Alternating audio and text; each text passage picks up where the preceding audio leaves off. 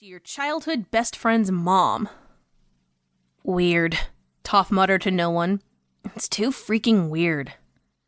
He sat in his old VW van, parked on a quiet dark corner at the far end of Shady Cove's main street.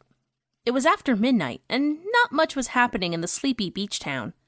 He cranked up the volume on his speakers, the pounding beat of his favorite surfing playlist filling the van.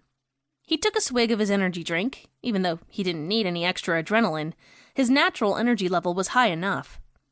What he needed was to think, to wrap his head around the idea that his dad was getting hitched.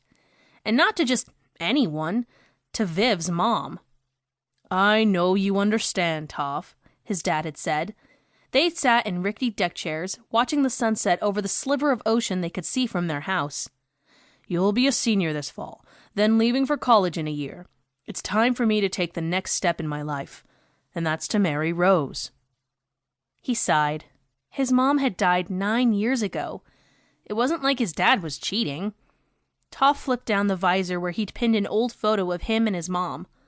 He was about 6 years old, building a sandcastle on the beach, his mom kneeling with him in the sand, laughing, her blonde hair blowing in the wind. She looked so happy, so healthy. He flipped up the visor, his chest squeezing like an invisible hand had grabbed a hold of his heart. It wasn't that he didn't like Rose. He did, a lot. Her daughter, Viv, was already like his sister.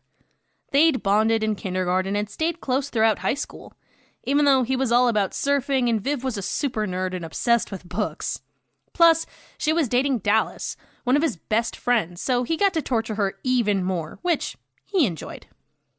"Whatever," he muttered. "It's cool. It's fine." But the idea of his dad remarrying didn't feel fine, for reasons he couldn't nail down. A sudden flash of movement caught his eye. A silhouetted figure darted in and out of the streetlights. As the person came closer, he could tell it was a girl, long hair streaming behind her as she ran. His muscles tensed. This wasn't a late-night jog. She was running like she was being chased. And then she tripped, and Toff's stomach bottomed out. Shit! He started the engine and hit the gas. Tires squealed at the curb, and bright headlights exposed Amy like she was under a spotlight. Her stomach pitched as she scrabbled on the ground, stuffing the last of her scattered items into her backpack. Yep, she was doomed. She squinted in the headlights' glare. This was it. Her ride to the slammer. Should she put her hands up like they did in the movies? How much did handcuffs hurt, anyway? Her parents were going to freak when they were called down to the police station. "Amy, get up!" Whoa. How did the cop know her name? Slowly, she staggered to her feet, commanding her brain to kick into gear. She blinked away the headlights' glare and focused on the vehicle. No flashing blue and red lights.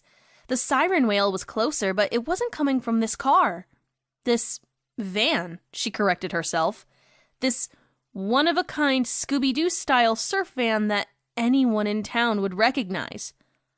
Holy crap-oly! It wasn't Jason Bourne to the rescue. It was Toff Nichols, the surf god of Shady Cove, and the lustful object of her 100% unrequited crush. Toff jumped out of the van and ran toward her like he was an action movie hero, then skidded to a stop and grasped her shoulders, his sky-blue eyes blazing with intensity. "Are you okay?" His gaze darted up and down the street, then back to her. Crash! They both jumped as the sound ricocheted off the storefronts. "Come on!" Toff grabbed her backpack from the ground, and they ran to the van. He yanked the passenger door open and practically shoved her inside, then ran around to the driver's side and hopped in, brushing his messy, sun-streaked hair out of his face. Amy struggled to breathe. If she had to be rescued, he was the perfect guy to do it, even if it was embarrassing.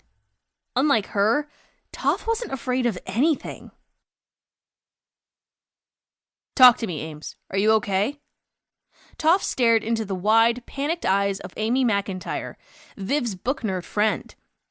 Amy stared back, her amber gaze locked on his, but she didn't speak.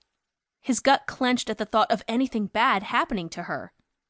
A siren wailed, sounding like it was headed straight for them.